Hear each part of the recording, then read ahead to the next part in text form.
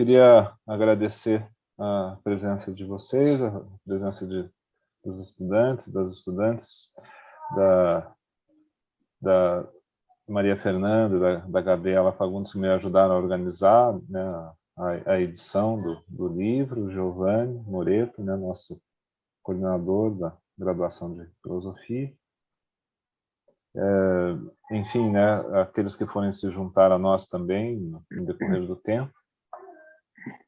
E queria mostrar que, como a gente está gravando, né, a capa do nosso livro, que ele foi produto, né, da nossa disciplina de Filosofia da Arte do ano passado, uma disciplina ofertada em um semestre e que teve como requisito, né, para fechamento das notas da turma a escrita do artigo, né? E esse artigo nós propusemos que fosse depois remodelado, né, para a publicação em livro, né? Eu acredito, né, Giovanni, que seja uma iniciativa de caráter assim bastante inusitado, né, bastante fora do comum, mas eu entendo também que no contexto da pandemia, no contexto dessas aulas não presenciais, né, é uma ocasião muito peculiar, né, que a gente viveu e que de certa maneira nos afastou, né, fisicamente, mas por outro lado, uma iniciativa como essa pode também nos unir assim para não para toda a eternidade, porque as obras humanas, né, elas podem se perder de alguma forma a qualquer momento, né? Mas assim nessa perenidade do possível, né, nessa forma de permanência, né, que nos é facultada nesse mundo, né? Então é uma coisa que me emociona muito, né, porque é uma disciplina que, como a Giovanni sabe, né, ela foi trabalhada já num contexto de uma reformulação, né, da grade da graduação, alguns anos atrás, e eu defendi essa disciplina, né, como uma forma peculiar, né, diferenciada da disciplina de estética, que também é ofertada no curso, porque ela olha a arte, né, pelas lentes da filosofia, mas exclusivamente, né, do ponto de vista da arte, e a própria estética olhada, assim como a história da arte, olhadas também do ponto de vista da arte, né? Então, e a filosofia também que aparece, né, especialmente, né, a partir do final do século XVIII, mas também se a gente for remeter a Platão e outros autores mais antigos também, né, ela mesma como uma forma de experiência entre o conhecimento e a arte, né? Uma própria filosofia, então, vista como de alguma maneira, né, de alguma forma, como uma experiência também ligada à arte, né? Porque, especialmente se nós formos considerar que o filosofar, ele não é meramente, né, uma historiografia, né, não é meramente um comentário, mas ele precisa realmente desse aspecto criativo, né, de olhar para as coisas de um ponto de vista peculiar. E os grandes filósofos sempre foram, de qualquer modo, né, muito peculiares na sua maneira de aprender o mundo, inclusive do ponto de vista metodológico, né? Então, há uma proximidade, né, que muitas vezes nos traz esse aspecto inusitado, né, para a filosofia, e muitas vezes também nos serve para recolocar o lugar da arte, né, no nosso mundo humano, no interior da cultura, pelos olhos do pensamento, né? Uma coisa que conversa. E também, de outro ponto de vista, né, os próprios artistas, ao longo do tempo, foram se apropriando da linguagem filosófica também. E isso a gente vê no cinema, a gente vê na literatura,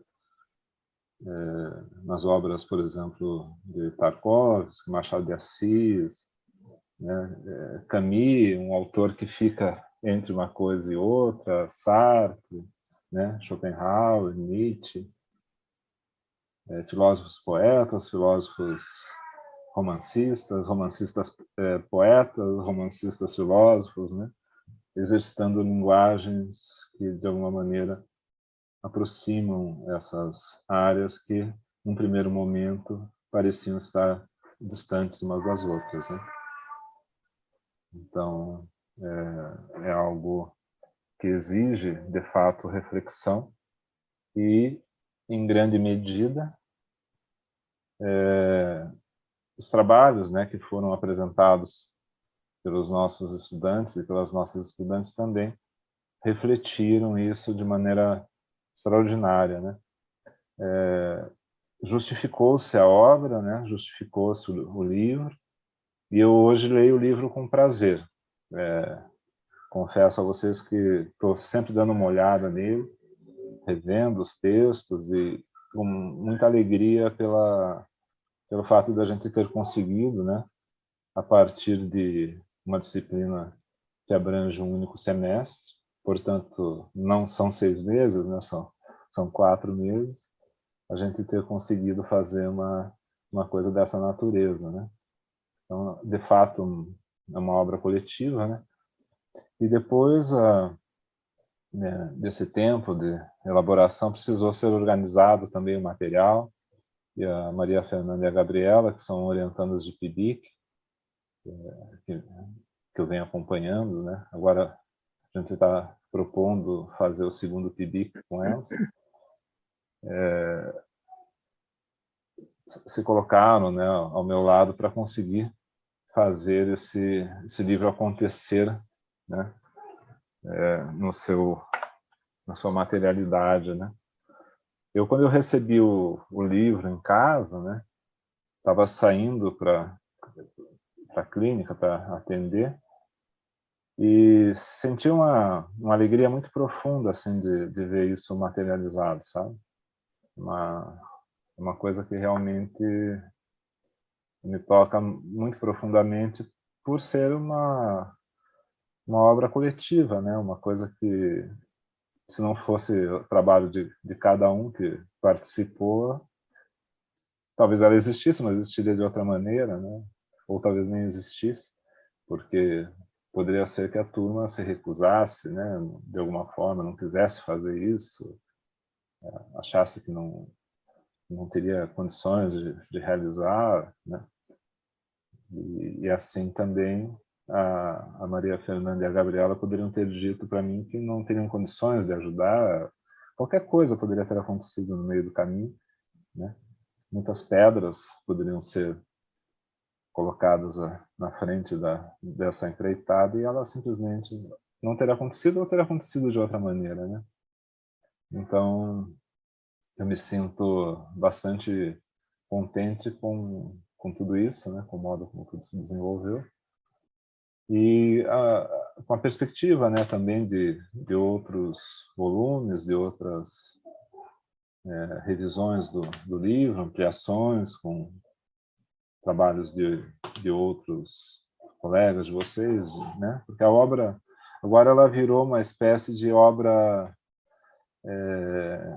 em progresso, assim, né, um work in progress, porque tanto a gente pode fazer novos artigos com as novas turmas e ela ser ampliada, quanto fazer segundo volume, coisas assim, né? Por que não, né? Porque eu penso que a graduação, né, ela normalmente ela não é vista, né? Existe esse aspecto da iniciação científica, mas normalmente ela não é vista como algo assim que pudesse gerar essa perspectiva autoral, né?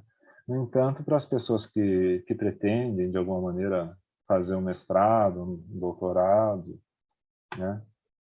Se colocar como autores, como autoras, pode ser uma, assim, desde o início, né, uma perspectiva. Eu vejo isso agora, não é mais como um sonho, né, como um acontecimento, né?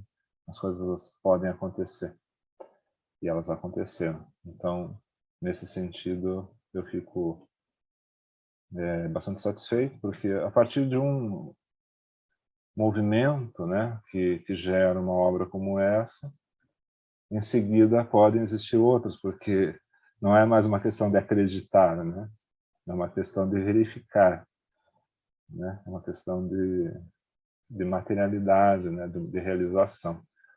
E mostrar, né? Quer dizer, quem mostrou isso foram vocês, né? Que é possível fazer uma obra de qualidade a partir, né? E assim, com reflexões muito inusitadas, né? Reflexões muito peculiares, né? Que talvez no primeiro momento não se esperasse que vocês pudessem fazer, né? Mas, como isso aconteceu, agora é possível esperar que outras pessoas façam também, né? Não necessariamente conosco, né? Não necessariamente a partir dessa disciplina, mas como algo que, de certo modo, abre um caminho, abre um campo de possibilidades, né? Para que outras pessoas se inspirem e resolvam fazer coisas como essa. Até porque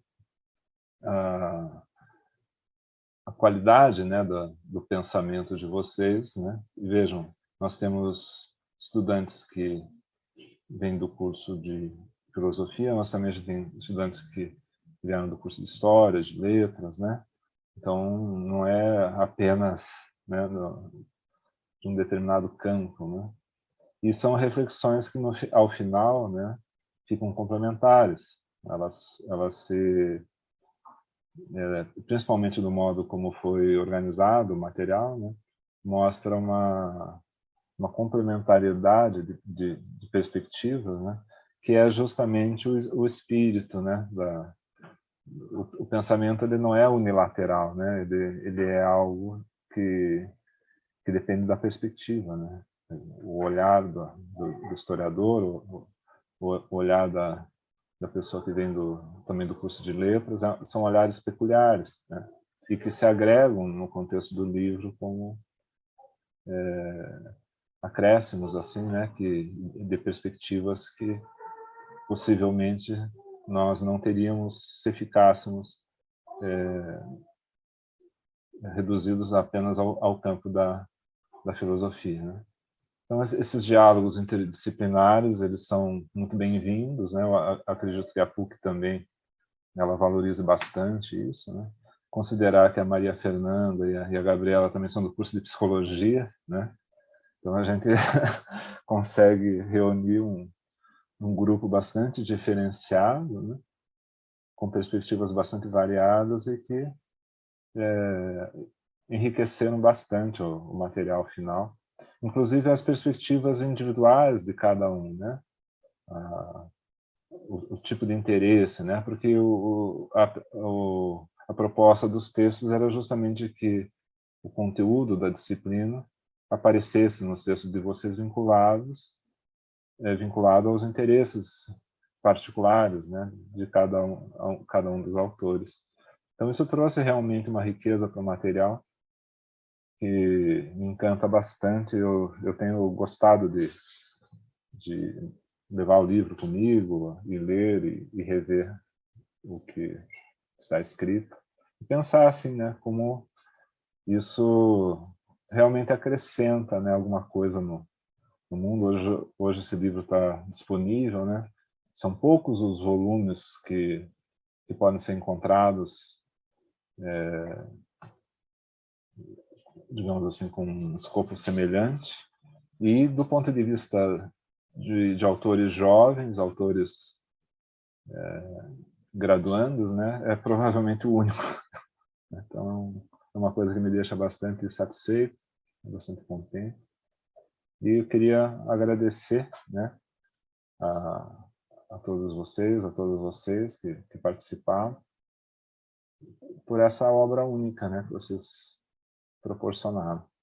Queria, antes de passar a palavra a vocês, passar a palavra para o Giovanni também, apenas para marcar esse momento, né, e agradecer a ele também, Giovanni, que, né, sem a sua visão também, a sua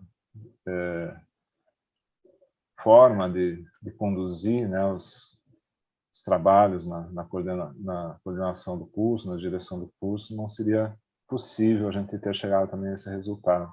Então, queria te agradecer e te passar a palavra para você falar um pouquinho conosco. Muito obrigado. Legal, Eduardo. Bom, antes de mais nada, sou eu que devo gratidão aí ao trabalho, né? Porque tem muito mérito de quem escreveu, né? Como o Eduardo colocou, né? E tem o mérito também de quem pensou, de quem idealizou, né? Então, a iniciativa do Eduardo nesse momento tem que ser aqui reconhecida e louvada, até porque assim, gente, eu vou falar uma coisa para vocês, eu estou organizando um livro de um evento que nós tivemos no ano passado e não é uma tarefa simples, né? Organizar um livro, convencer alguém a publicar esse livro e, e colocar esse livro todo dentro de uma que ele tem toda uma apresentação, né? E de repente você vê que não é só um livro que foi publicado virtualmente, mas tem uma edição impressa, né, materializado. Então, assim, eu acho que depois, Eduardo, eu vou precisar seu e das meninas que te ajudaram aí também algumas dicas, porque eu acho que vocês têm muito mérito nisso. Então, primeiro, acho que tem que agradecer e parabenizar vocês pela iniciativa, pelo empenho, né, e pelo trabalho, porque dá bastante trabalho. E assim, ainda antes de falar dos estudantes, né, falando ainda do Eduardo, isso para o Eduardo, professor de um estrito senso, muitas vezes um trabalho como esse, curricularmente, conta pouco, e eu não estou colocando isso como um demérito, estou colocando isso como mostra a grandeza do professor, né, que faz isso para proporcionar uma publicação para os estudantes. Porque, sem dúvida, a iniciativa dele trouxe essa possibilidade, e uma possibilidade que, como ele disse, né, vocês têm a oportunidade de, ainda na graduação, fazer um exercício, que é um exercício que talvez as instituições hoje preparem pouco. Então, por isso que o mérito ele é muito do professor, que é você aqui cumprir um rito, né? Você escreve um artigo, então você escreve e aprende a como escrever com qualidade. Depois, como que você coloca dentro de normas para fazer uma publicação. Então, isso também é um outro trabalho importante, né, de quem hoje está fazendo filosofia, digamos assim, é essencial, né? Poder escrever, pensar depois no futuro em como publicar. E aqueles que estão aqui, né, que não são da filosofia, sabem que em cada área tem a sua especificidade, mas dependendo o caminho que se segue, também se vai para o mundo da pesquisa, né? Então, é todo um rito da escrita, da publicação, atender às normas, depois fazer uma apresentação, que é o que vocês estão fazendo hoje, né? Tornar público aquilo que vocês também escreveram, colocaram numa obra. E aí depois tem outro trabalho, né, Eduardo? A gente pode também, e deve, né, mandar para a biblioteca, deixar catalogado na biblioteca. Quer dizer, a partir desse momento, vocês também passam a ser autores lá naquele banco de pesquisa da biblioteca, né? Então, imagine o orgulho que vocês podem ter, né, a partir desse momento, e daqui uns dias, né, alguém vai lá e coloca o nome de vocês e está lá como quem participou da publicação de um livro. Então, acho que esse trabalho, que foi um trabalho em conjunto, mas liderado, né, pelo Eduardo, então ele merece a nossa admiração, sim, sabe, Eduardo? Eu falo isso como professor, como amigo e como coordenação também. E a vocês, né, que aceitaram o desafio, né? Porque também, às vezes, o professor, quando ele chega no início de uma disciplina e ele fala, olha, nessa disciplina vamos produzir um artigo, tem muito choro, muito ranger de dentes. Eu estou na coordenação, eu sei, muita gente chega lá e fala, o professor quer que eu escreva um artigo, eu traga um artigo nessa disciplina, o que ele está pensando, que eu só tenho essa disciplina, tem um monte de coisa para fazer, como é que eu vou produzir? Calma. Então, assim, tem que confiar também, né, em quem está propondo, e acreditar nesse potencial, né? Porque às vezes eu assim, não, ninguém que está aqui nessa sala fez isso, mas alguém pode ter pensado no início, né? E de repente depois acreditou, viu que era possível e está aí um excelente resultado. Então vocês, assim, que estão na graduação e fazem parte, né, desse livro, estão fazendo história, aquilo que o Eduardo falou. É uma iniciativa única, né? Talvez, não vou dizer que é a primeira, porque às vezes a gente olha muito para a nossa realidade, né? A gente não conhece, mas é uma iniciativa que eu diria assim, que tem poucas, tá? E não vou dizer que é a única para não cometer um equívoco, de repente aparece alguém aqui, a gente também fez, mas eu não conheço, nunca ouvi. E, e acho que tem que ser divulgado, vocês têm que ter orgulho, muito orgulho disso. Tem que colocar nas redes sociais, tem que colocar no status, tem que colocar onde vocês têm que dar visibilidade, tá? Quem fala assim, estão se exibindo, o que estão achando? Fala assim, é isso mesmo, a gente está exibindo, está se achando, porque não é pouca coisa. Então, vocês estão de parabéns, é admirável, né, a iniciativa, a liderança do professor, mas, acima de tudo, também o desafio que vocês aceitaram, né? E o resultado que vocês têm em mãos, porque eu vou voltar a falar, não é fácil publicar um livro, tá? Não é fácil convencer uma editora, não é fácil convencer alguém a aceitar uma ideia. E, acima de tudo, como eu disse, eu fiquei admirado, surpreso positivamente por também ter uma edição impressa. Então, é alguma coisa que realmente vocês fizeram que é muito grande. E aí eu finalizo aqui, quero ouvir vocês também, né? Dizendo assim que a gente tem que disseminar isso pela universidade, Eduardo. Depois a gente precisa mandar, para colocar no envelope, contar um pouco a história e mandar para outras instâncias, né, da instituição. Porque realmente ele tem que ter o destaque que ele merece e o mérito que é devido, né, por tudo aquilo que foi feito.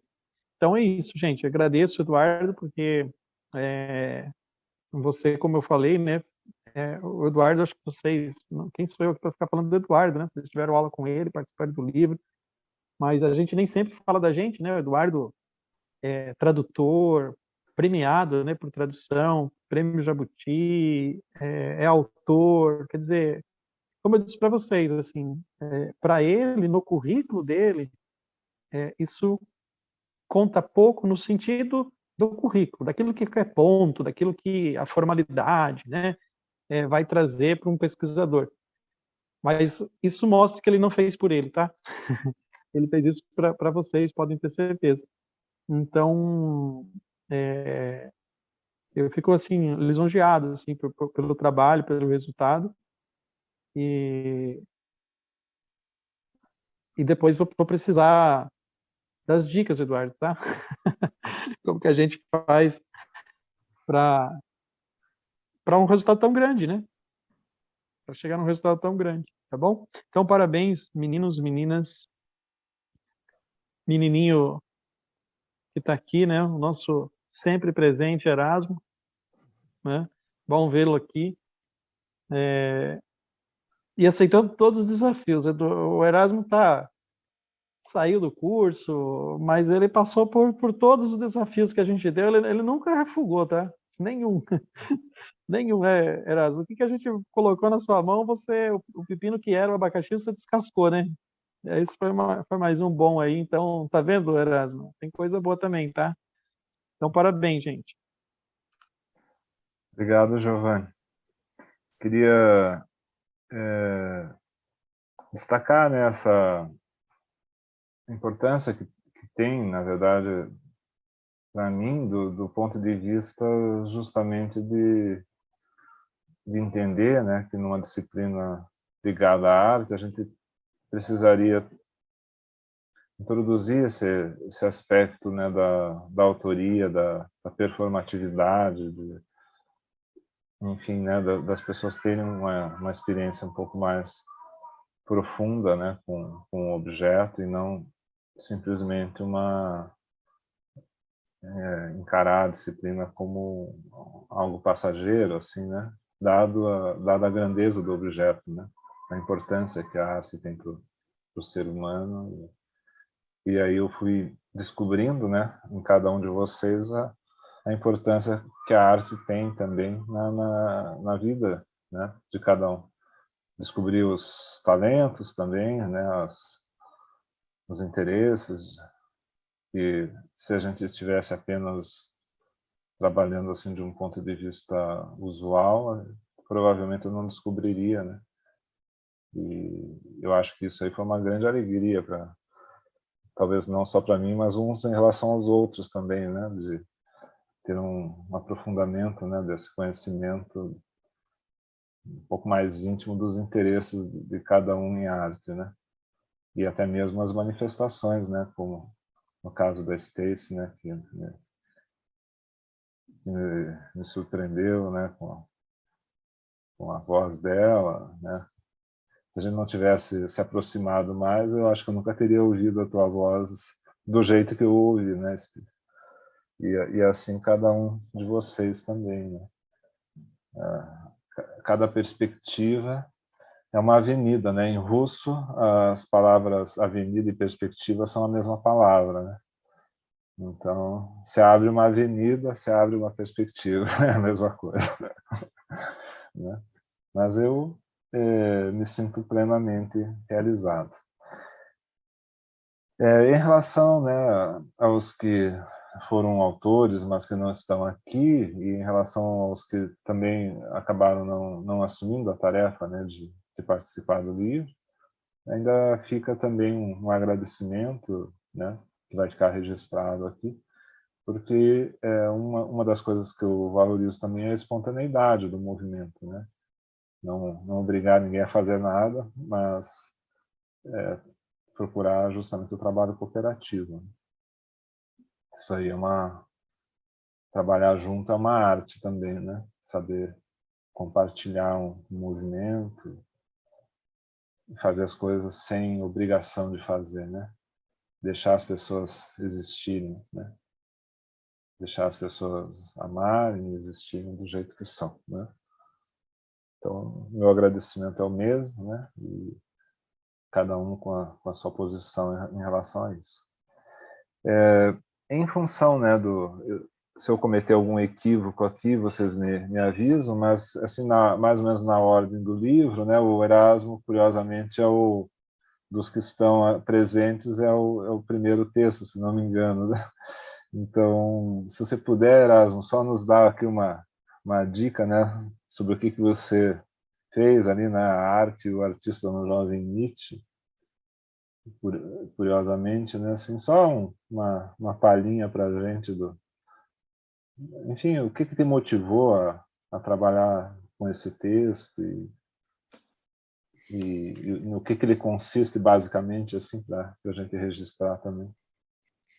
Então, eu estava fazendo o PIBIC, eu fiz um PIBIC em Nietzsche, e o meu trabalho de conclusão do curso também estava baseado em Nietzsche, nessa parte mais da primeira fase da vida de Nietzsche, mas mais envolvendo o aspecto linguagem, né? Era mais por aí. E aí surgiu essa ideia de se fazer o artigo, e eu resolvi pegar lá o livro, que eu já tinha tentado ler umas 2 vezes e achei muito difícil, era muito enrolado, que é aquele primeiro livro do Nietzsche, lá da tragédia, não sei o quê. E aí resolvi pegar isso aí, como tinha o conceito como tinha essa coisa, muita preocupação dele com essa questão de artista, da arte em si, sobre a questão do Dionísio e do Apolo, e a influência de Sócrates como um ponto negativo na arte para tentar formalizar essa coisa. Era tudo, achei bem legal isso aí. E aí misturei isso aí com verdade e mentira no sentido extramoral e tentei pegar um pouco do início da vida do Nietzsche, o entendimento que ele dava dessa questão de arte e parti no artigo sobre isso. Foi basicamente isso aí a ideia do artigo. Eu acho muito interessante, porque isso é um tema que me interessa também, né?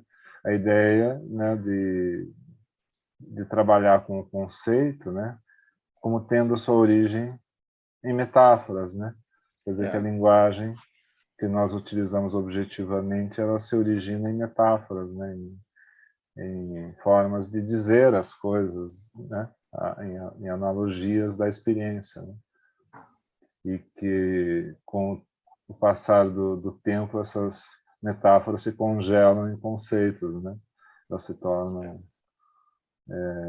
vamos dizer assim, pelo uso, o próprio estímulo que a gente tem, ele é transformado subjetivamente numa imagem, né, que seria a primeira metáfora, e da imagem é transformado numa palavra, que é a segunda metáfora.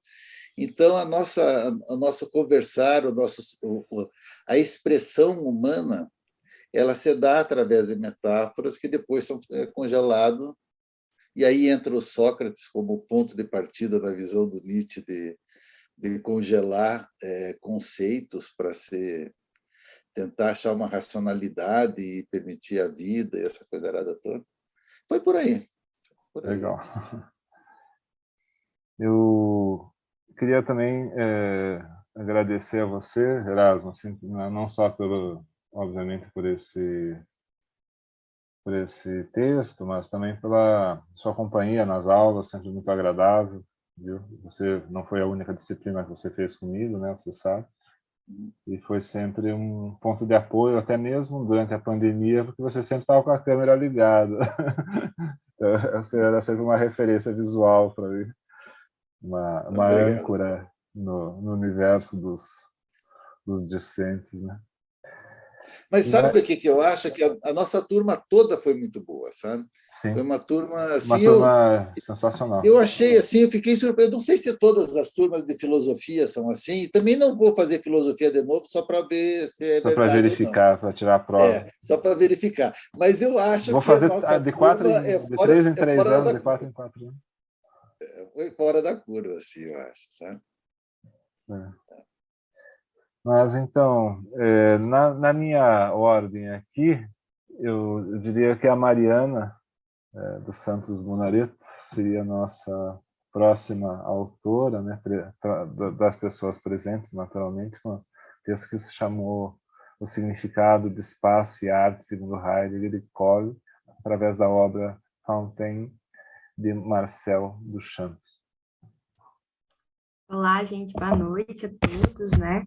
Bom rever a turma de filosofia, que foi muito, muito somativa, assim, em geral, e foi meu primeiro contato com o curso de filosofia, então teve vários desafios aí, né? Porque no curso de história a gente tem uns métodos mas tem um foco maior, assim, em algo material, né? A gente usa muito mais do material, e ter o contato com a filosofia, que nem sempre, né, quase nunca é o material ali palpável, a gente, estudar um objeto de arte, né? Então, foi desafiador e foi muito legal trazer esse do espaço.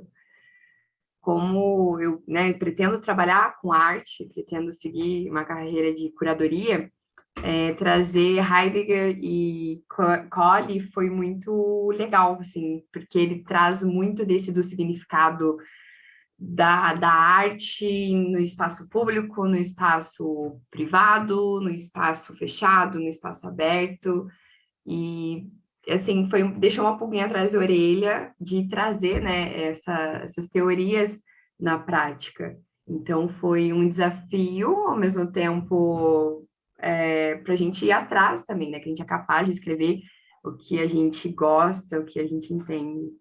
Então, eu peguei esses dois filósofos e apliquei numa das obras mais, assim, semblantes, né, que a gente conhece, da arte, né? A gente, todo mundo entende que o Duchamp deixou lá no museu um objeto onde não era visto como arte, mas estando dentro de um museu de arte, ele estava tomando um significado e a proporção que isso tomou para os movimentos da arte. Então, foi esse é o desafio que eu quis trazer e que pode virar, né, muito algo mais além, até para um TCC, né, trazer essa visão de objeto, filosofia e arte. Esse deslocamento, né, do objeto artístico, né, da obra, enfim, aquela obra conceituada, né, a pintura, a escultura, a música, né, para um conceito, né, para uma ideia, e não mais para a obra está não mais configurada pelo objeto tradicional, mas sim por uma ideia que é colocada, né, diante do público, né, um deslocamento da significação do próprio objeto, né. Assim como Van Gogh pode pintar um par de sapatos emameados, né? Você pode colocar os próprios sapatos emameados também na exposição, né? Então, a questão é a relação que o artista e que o público podem ter com aquilo, naquelas condições, né? Naquele espaço. Transfiguração do objeto, né? Isso aí é uma coisa muito inaugural dessa geração, né? É muito interessante isso e ao mesmo tempo tem essa questão do espaço, né, que você falou. É muito importante nesse tipo de obra justamente a questão da transfiguração através do espaço, né, aonde isso está, né, o que o público espera encontrar naquele espaço e o que efetivamente passa a encontrar, né? E aí a dificuldade de entender isso como arte, entender o próprio conceito de arte. Então, chamar a atenção para o conceito de arte foi uma coisa incrível aí, né, nessa obra. Sim, é muito incrível. muito fantástico, assim, e é exatamente o que o professor falou, né? Hoje em dia é um questionamento de tudo, né? A gente vê tanto a arte em performance, a arte que muita gente não compreende ali, né? E é um questionamento bem legal. Legal. E então te agradecer também, Mariana, assim, prazer revê-la também, né? Acho que foi especialmente isso é uma coisa muito encantadora, né? A gente poder rever vocês, né? Vocês não passaram simplesmente, né? Um professor que me falou uma vez, assim, que eu morri de dar risada, né? Que eu estava meio incomodado com os alunos no final de semestre, que estavam, né, me procurando muito. Né? Ele falou, alunos passam, Eduardo. Né? Alunos passam, mas às vezes é bom que não passem. Né? É bom que não seja bem assim também. Né? Acho que alguns laços, né, que fiquem mais consistentes. Né? Mas, enfim, aqui na minha ordem, a Stacy, né, está com o texto dela da educação da arte, entendendo a reprodução cultural do que é artístico. E você já começa ali com aquela pergunta, né, que a gente estava falando aqui agora mesmo, né, o que é a arte, afinal de contas. Tudo bem, Stacy? Dá para me ouvir bem? Muito bem. Prazer em Sim? revê-la. Ah, beleza. Então, boa noite. É muito, muito bom poder rever alguns, talvez não todos, mas alguns das aulas do professor. Porque é bem bacana ainda retomar também o que eu escrevi, porque ficou num canto ali, então dei uma relida ali, o que eu escrevi. Foi muita coisa que foi discutida, não deu para colocar tudo também no meu artigo, é uma pena. Eu queria falar de tudo, mas, mas não dá. E a pergunta do que é arte me puxou muito, o que o professor foi, era a pergunta assim que guiou a disciplina, eu senti pelo menos, né? O que é arte? E a gente ficou nessa pergunta, a gente viu várias perspectivas, vários movimentos que, assim, a história da humanidade também tenta definir o que é arte, assim como na filosofia se vê que a gente quer o desejo de definir o que é o ser, né? O que é o humano, o que é realidade, enfim. E daí afunila para o que é arte, também puxou muito para uma disciplina que a gente de letras tem bastante, do que é literatura, né? E o que pode ser definido como literatura são só os clássicos, são só os poemas com versos em uma estrutura, assim, diversos decassílabos e não diversos livres, por exemplo, né? E que essas mudanças também de estrutura na literatura, que eu consegui conectar com com a filosofia, perguntando o que é arte, de ver como isso foi mudando com o tempo. Então, a arte, ela não é, e a literatura, portanto, né, ela não é fixa, ela é fluida, ela é mutável, ela muda com o tempo, com a cultura. Então, não é algo fixo, é uma busca para o transcendente também, né, aquilo que está para o além. Então, eu conecto isso também com a educação e como que a gente está reproduzindo esse pensamento do que é literatura, portanto, do que é arte. Se alguma coisa fixa, são esses clássicos, são esses monumentos, essas pinturas, essas obras literárias, não é só isso, não é fixo só nisso, né? Que vai para o além, vai para a busca de outras perspectivas, bem como o professor comentou no início aqui do nosso encontro aqui, é de realmente demonstrar outras perspectivas do mundo, que o mundo não vai demonstrar por si só, são por meio da arte, por meio da literatura que a gente consegue ver o mundo de outras formas. E isso é enfatizado muito por Todorov, que é uma das obras que a gente vê em literatura, e N outros autores que discutem isso na literatura, de que a arte, por si, é uma forma de demonstrar perspectiva sobre o mundo, e é isso e não só isso, é ruptura também. É a contínua busca do transcendente, de ir além do que aquilo que já foi, digamos, definido, aquilo que já foi encontrado, é essa constante busca, e incentivar isso na educação também, né? De que a literatura é a busca para novas perspectivas, e junto com a arte, né? Então, foi essa tentativa nesse artigo que eu escrevi, tentei colocar, me expressar de alguma forma, essa reflexão do que é arte, do que é literatura e como que isso está sendo visto através da educação. Bacana, né? Porque vocês vejam como vem, a gente vê ali do Erasmo, da Mariana, as coisas elas vão formando embora a gente não tenha programado, né? Não tem um roteiro para as falas, né? De algum modo há uma coesão, né? As coisas elas vão passando assim. E esse elemento, né, de recolocar o mundo, né? Se tem uma coisa que a arte faz, qualquer arte, é recolocar o mundo, né? Dar de novo importância para a palavra, para a imagem, para o som, né? Desbanalizar a vida, né? Tirar da vida esse caráter banalizado, né? Depressivo, né? Por mais que o artista ele mesmo seja deprimido, né? Não é esse o ponto. É que a linguagem, aquilo que ele faz em si mesmo, né? Essa linguagem em si mesma, ela é, como você disse, uma ruptura, né? uma ruptura que tem continuidade também, né? Ela entra na história da arte, ela entra como parte de um todo, né, humano, né? Mas entra como um elemento que rompe de alguma forma, né, com a tradição. Ela é ao mesmo tempo tradição e contradição, né? E é isso que é interessante. Né, Lucas?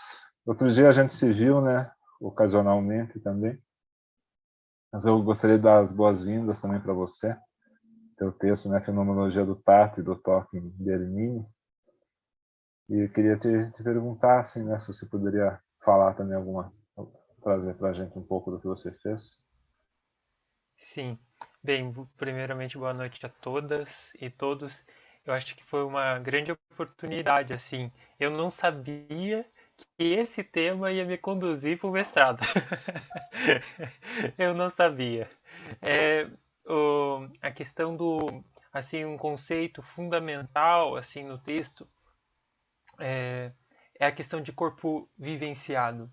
É um conceito que eu trago da fenomenologia de Stein e de Husserl, que tem sido assim o conceito central. O texto, quando foi estruturado, pela lógica de uma estruturação de texto acadêmico, primeiro há uma fundamentação antes da análise, né? E eu faço uma breve análise, na verdade, de duas obras de arte de Bernini, O Rapto de Proserpina e O Êxtase de Teresa. E para a fenomenologia, eu não precisaria ter feito a fundamentação anteriormente, porque nós podemos analisar o fenômeno acontecendo e ali pegar a sua essencialidade. A essencialidade não é algo etéreo, mas o sentido daquilo que está sendo transmitido naquelas obras de arte. E no caso eu me dediquei ao sentido do toque e do tato. Nós temos o sentido, agora o sentido em outra conotação, agora o sentido como sensibilidade física, eu vou dizer agora sentido como sensibilidade física, o sentido do tato, onde posso tocar e ser tocado, e então essa é uma vivência que nós temos no corpo físico, que é bem assim, bem direta e constante, a ponto de nem sempre nos atentarmos para o que está acontecendo, o que está chegando até nós, por meio desse sentido. Por exemplo, eu tenho partes do meu corpo que está sendo tocadas por roupas e partes do meu corpo que não estão sendo tocadas por roupa. Ou a criança, por exemplo, que pequenininha, tipo, primeiros anos de vida, tira o casaco porque relacionou a presença do casaco com o aumento do calor. Ninguém precisou contar para ela que era o casaco que dava calor para ela, né? Então, ou que dava calor não, mas que mantinha aquele calor e fazia incomodar do calor que ela estava sentindo, enfim, ou do frio, ou da ausência do calor, melhor. Assim, do tato, desse sentido do tato, nós passamos para a vivência da pessoa integral, que não é apenas um indivíduo, ou melhor, uma pessoa física, mas na perspectiva fenomenológica, na antropologia de Stein e de Husserl, uma pessoa psicofísica e que tem abertura para o mundo das coisas. E isso é bem interessante, até porque até a própria Stein, quando ela vai comentar sobre indivíduo, ela não usa, ela sempre tem em mente, ela coloca em consideração que indivíduo é sempre uma abstração. Porque o que ela quer dizer com isso? Que nós não somos algo fechado, ou como poderíamos dizer, uma mônada fechada. Para Stein, nós somos uma mônada aberta. E qual é essa abertura que nós temos? A empatia. A empatia como essa capacidade de eu reconhecer não uma simples compaixão, como Schopenhauer, ou como posso dizer, uma simpatia psíquica. Eu me dou bem com tal pessoa, ou não me dou bem. Empatia, no sentido fenomenológico, não tem esse conceito, mas tem como eu reconheço o sentido fundamental da vivência do outro e, sobretudo, eu reconheço o outro como outro eu.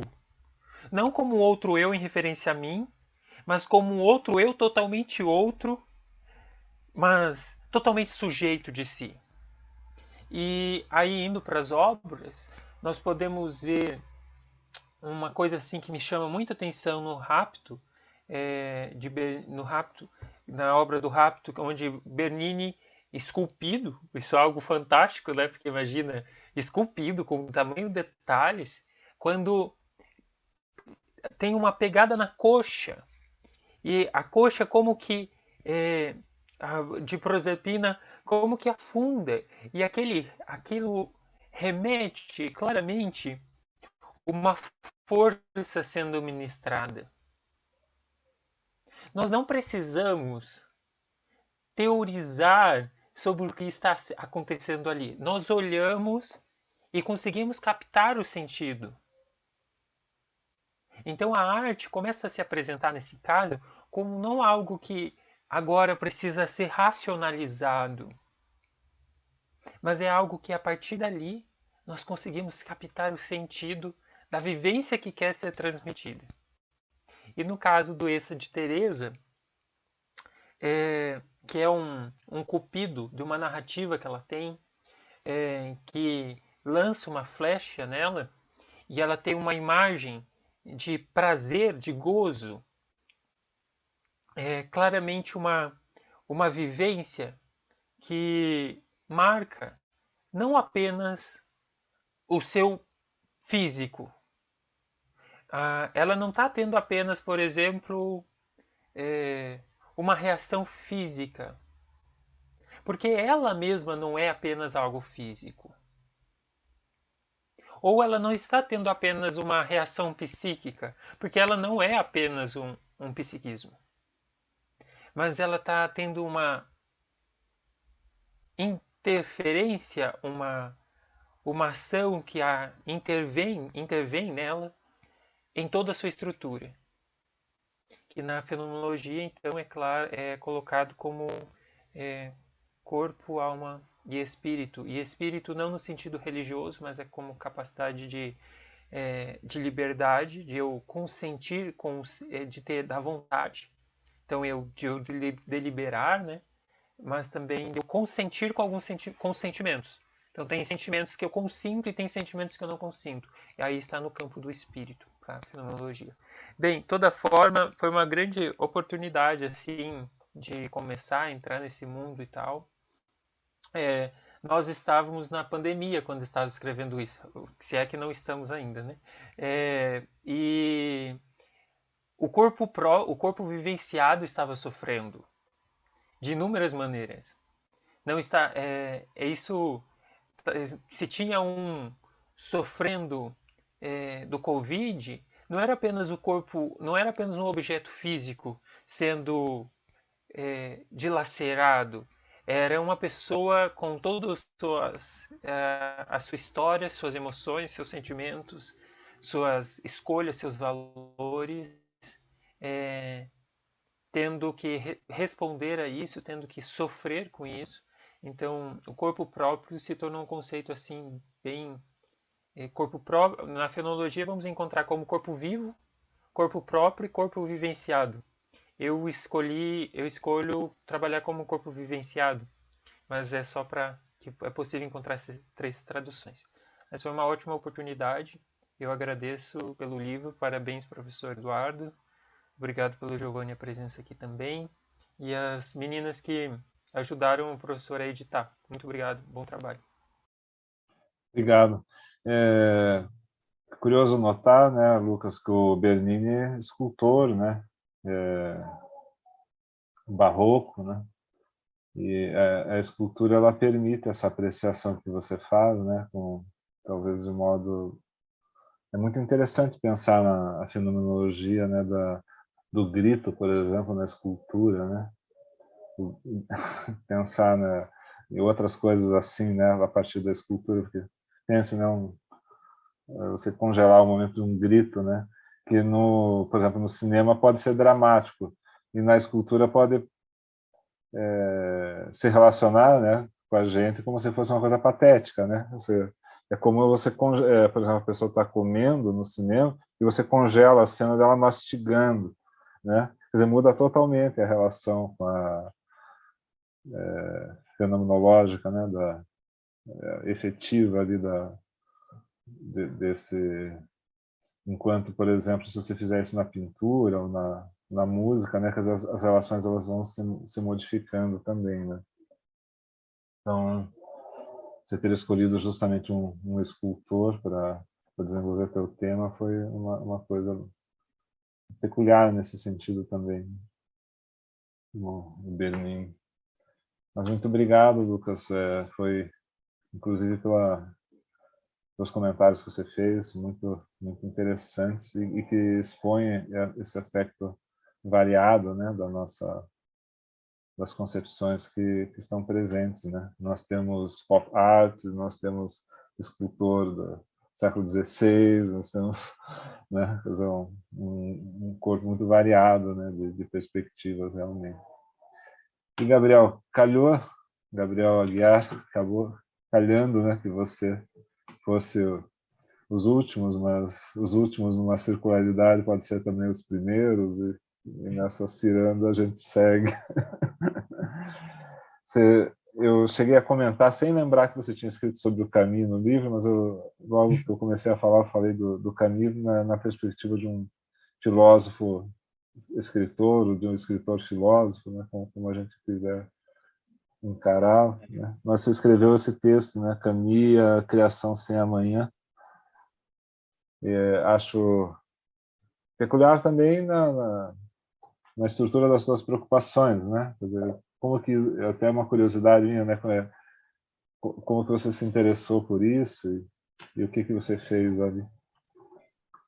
Olha, assim como o Lucas, eu também continuei no mestrado com esse tema, não continuei com Camus, comecei com Schopenhauer, mas respondendo a pergunta do professor, ambos os interesses pela estética do Schopenhauer e do Camus veio da minha própria experiência como artista plástico, porque os dois foram os únicos autores mesmo da filosofia que expressaram muito da minha vivência.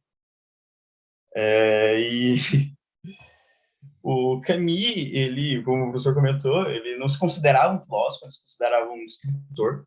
Só que para ele a melhor maneira de filosofar é através de romances, né? Ele também escreveu ensaios filosóficos. É um filósofo, eu vou considerar ele como um filósofo, sim, muito corajoso, na verdade. Ele é daquela época, principalmente entre a Segunda Guerra Mundial, onde na filosofia o existencialismo estava muito forte. Só que, diferente dos outros existencialistas, ele teve a coragem, assim, de se questionar, né? Se questionavam sobre qual é o propósito da existência, ou, às vezes, um niilismo dogmático mesmo. A existência não tem um propósito, e ele se perguntou, mas por que a existência precisa de um propósito? Essa é a essência do aceitar o absurdo mesmo. Um propósito ou não, eu sendo um fruto de uma criatura superior a mim, ou eu sendo um fruto do acaso, não vai afetar tanto no meu dia a dia. E a arte é o reflexo perfeito disso. A arte é a mais absurda de todas as ações humanas. O artista, de todas as pessoas sociais, o artista mais absurdo. Às vezes eu já passei mais de 12 horas, não diretas, mas pintando quadros, assim, 3 sessões de 3 horas, já fiquei 5 horas seguidas pintando, assim. E chegar, assim, no final, o resultado final é realmente perguntar, para que eu fiz isso? A arte, ela é um fim em si mesma. Isso é um jeito bonito de dizer que ela não serve para nada. Eu não falo como uma crítica, é muito diferente um artista plástico falar isso e um presidente, um ministro da cultura. A arte, ela não pode servir a algo. Essa é a maior virtude dela, ela não tem um fim. Pro Camus, realmente, a arte, ela deve expressar o absurdo, ela não deve você não deve, a partir da arte, buscar um propósito na existência. Você deve expressar a falta de propósito na existência, você deve aceitar o absurdo através da arte. E isso, nessas palavras do Camus, eu realmente identifiquei na minha experiência com a pintura, porque eu nunca senti um propósito na minha vida pintando, eu senti algo além disso. Eu senti que não precisa de um propósito. Só por isso já está bom. Me lembra muito de um quadro que eu pintei. Ele está até aqui, depois eu posso mostrar se vocês quiserem. Que depois só que eu pintei que eu percebi o quão sem sentido que ele era, na verdade. É uma torneira aberta. Só que o que me levou a pintar ele foram várias nuances, como o movimento da água caindo, o reflexo da luz no metal, a sombra no metal da torneira, que é algo que eu vejo todos os dias, várias vezes, uma torneira aberta. Uma das primeiras coisas que você vê quando você acorda. E pintando, eu tive uma outra perspectiva com isso. E realmente, sabe, não precisava ter, eu tive essa sensação, não precisava ter sentido que eu pintei. Pintar por si só está acima de um sentido. Pegar ele aqui. Realmente bem aleatório.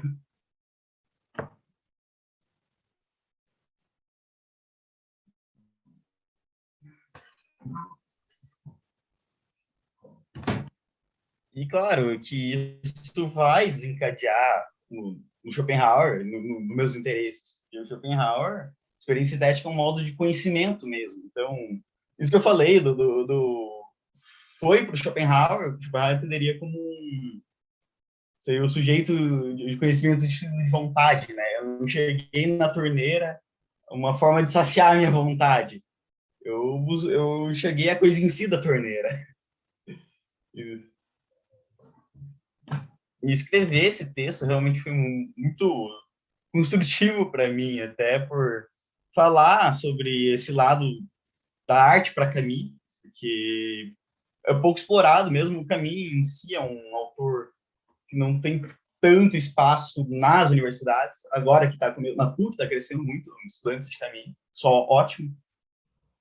E a arte, para ele, ainda menos ainda conhecida. As pessoas conhecem mais o lado do absurdo, o suicídio, esses conceitos dele, mas esse conceito dos heróis do absurdo, do artista, são pouco conhecidos.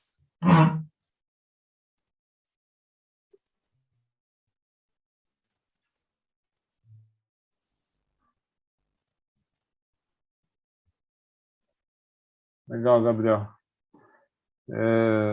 Eu sempre penso na ideia de alguém que mata alguém na praia porque está muito quente, né? Assim, o Camus está muito ligado.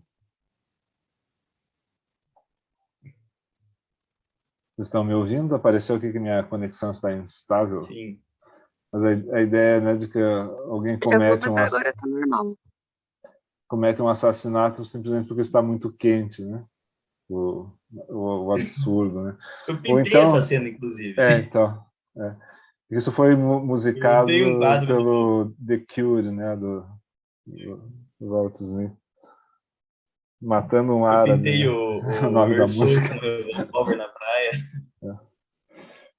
Assim, porque não significa não é nenhuma ação por preconceito, por racismo, nada, é simplesmente porque estava muito quente.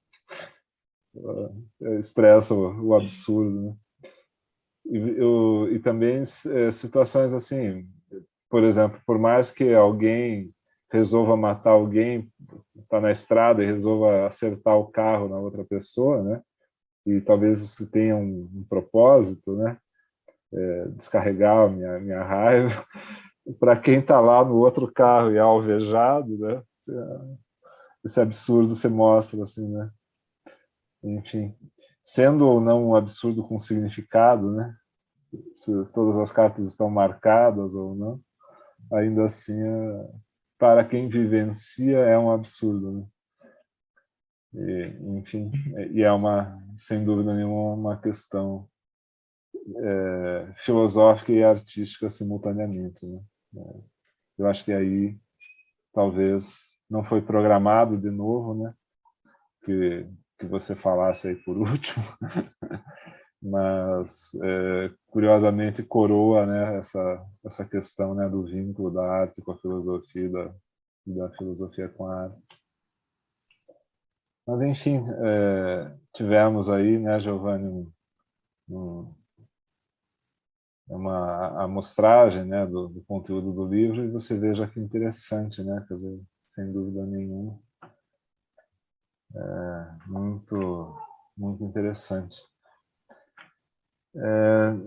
Na verdade, ainda já até nós estávamos com mais pessoas, mas daí elas saíram, né, por uma razão ou por outra, mas dentro do absurdo da existência, Lucas, né, para a gente pegar brincar um pouco com isso. Enfim, queria de novo, né, agradecer a Maria Fernanda e a Gabriela, né, pela ajuda, né. Queria dizer também que a partir dessa experiência, né, enfim, da experiência também com os vídeos, né, que a gente tem feito nos canais de filosofia, eu sempre tenho feito aquele selo assim, né, nos vídeos de filosofia de combate, né, a ideia de uma filosofia atuante, né, participando de um modo bastante determinado, assim, né, com uma ação social, como participação na comunidade, abrindo, né, a universidade também para uma comunidade mais ampla, disponibilizando essas coisas, né, o livro também tem a ver com isso.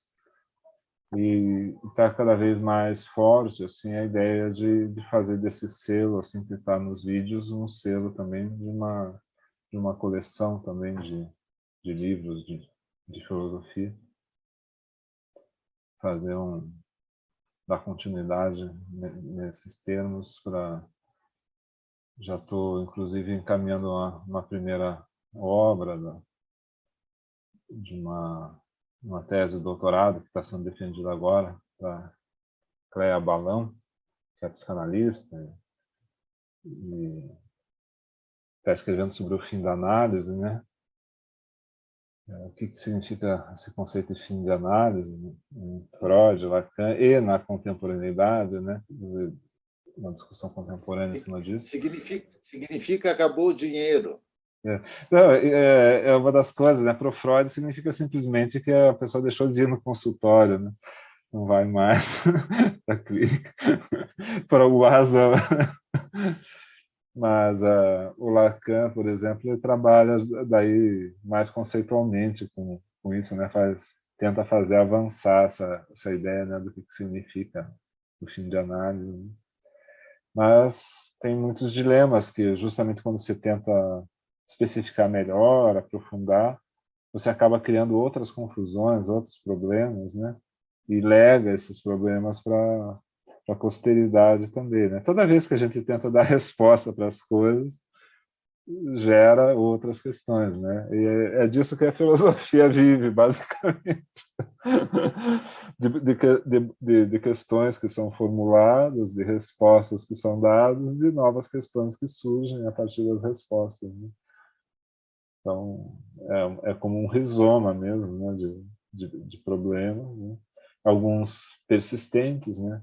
Acredito que esse problema, né, do fim da análise, por exemplo, seja um problema persistente, porque é uma questão da perspectiva da própria análise, né? Quer dizer, como é que ela se coloca. Mas é uma tese muito bem escrita, sabe, Erasmo? Uma tese muito bem escrita, daí para dar continuidade assim nessa ideia, né, de ter um selo chamado Filosofia de Combate, uma tese muito combativa, que propõe coisas, sabe, que estabelece uma relação com a comunidade psicanalítica, enfim, filosofia conversando diretamente com a comunidade, né, uma comunidade atuante que também ela mesma se pergunta sobre o problema do fim da análise. Então, é isso, né? Eu acho que a perspectiva do nosso livro é essa também. Se sai aí dos bancos acadêmicos, né, e vai conversar com a sociedade mais ampla, e as questões, elas são sempre novamente recolocadas, reformuladas, né, e proporciona, enfim, que é o principal ponto, né, da filosofia, proporciona o questionamento, né, das concepções vigentes, né, daquilo que se toma, né, como conceito, que se toma como realidade também. Então, esse questionamento contínuo, esse revirar, né, daquilo que está constituído, é o próprio da filosofia, né? O filosofar autêntico, né? E filosofar a partir de uma posição, né? Quer dizer, essa autenticidade a partir de uma posição determinada, uma clareza de posição. Então, acho que é isso que nos instiga, que nos move, né? Esse aspecto justamente combativo na relação com os conceitos, na relação com o real, né? Com o mundo efetivo que nos circunda. Maria Fernanda, você está com o microfone hoje aí? Ou continua com... Tá? Eu já temo... Sim. Só pedir para você, para a Gabriela, se a Gabriela também tiver disponível, né? A gente sabe que às vezes... A Gabriela está sem voz, mas ela até pediu para falar em nome dela. Tá fônica também. Então, às vezes não é nem o microfone, né? Vocês vejam o absurdo da existência. É uma questão de né, saúde, Gabriela? no caso. Exato. Mas, enfim, só Sim. ter uma Não, palavra mas, de vocês, enfim. né? A partir desse trabalho, né? E, inclusive, nós vamos dar continuidade, né, Maria Fernanda, independente, se veja como uma questão de trabalho acadêmico, ali gera, às vezes, alguma parceria, né, que frutifica em outras coisas. Então, meu nome, em nome da Gabriela, eu quero primeiro agradecer a oportunidade, porque foi muito legal poder fazer isso durante a graduação, enfim, enquanto orientandas de PIBIC. E, além disso, também foi um prazer ler todos os textos, porque todos os textos foram extremamente interessantes. E foi um desafio colocar uma ordem neles. Acho que foi uma questão que surgiu, assim, de como é que a gente ia organizar os textos, porque, como o professor disse, não necessariamente tinha um começo e um fim. Então, a gente teve que escolher algum critério objetivo, que não foi tão objetivo assim. Tanto que os textos podem ser lidos separadamente. E, além de agradecer, eu também queria fazer uma consideração mais burocrática, que é sobre os exemplares. Porque, para comprar os livros físicos, precisa ser pela Amazon.com. Porque, se usar Amazon.com.br, só dá para acessar o Kindle. Enfim. Muito obrigada. E, enfim, foi um prazer fazer parte desse projeto e que venham outros por aí. Agradecer a você, Maria Fernanda e a Gabriela, né? Agradecer, então, a presença de todos e de todas, né? E, enfim, pela experiência que nós pudemos ter, né, comunitária, essa ideia, né, é uma coisa muito individual, por um lado, né, cada um trabalhando no seu canto, mas, por outro lado, uma experiência muito comunitária, né? Acho que esse é um aspecto da filosofia muito curioso, né? Esse exercício do pensamento tão íntimo, né? E ao mesmo tempo tão comunitário. Eu acho isso sui generis, assim, né? Então, quando a gente para pensar em tudo isso, né? A filosofia, se ela fosse simplesmente um pensamento, né? Estaria num túmulo, né? Junto com seu autor, encerrada, né? Um pensamento encerrado no túmulo. Agora, como ela é comunicada, né? Enfim, é um pensamento que é comunicado, então ela adquire esse poder, né, extraordinário de questionamento da própria realidade, né? É uma coisa muito bonita e de fato, né, nos traz muita alegria também saber que a gente pode compartilhar isso enfim, né? Deixar isso como um legado também da nossa turma, do nosso pequeno período ali de 4 meses juntos, né? E que agora, né, não tem mais essa limitação temporal. Bom, então agradeço a presença de vocês e até uma próxima oportunidade, né? Daí o nosso vídeo vai estar nas diversas plataformas e, enfim, tenho certeza que quem assistir vai ficar bastante surpreso com o que nós pudemos, né, trazer aqui, conversar sobre cada um dos textos. É uma pena que os outros não estiveram, mas eu acredito que no fim, né, como um extrato, né, uma representação do todo, foi uma coisa maravilhosa. Tá bom? Grande abraço e até a próxima oportunidade. Até mais. Até mais, Tchau, obrigado. tchau.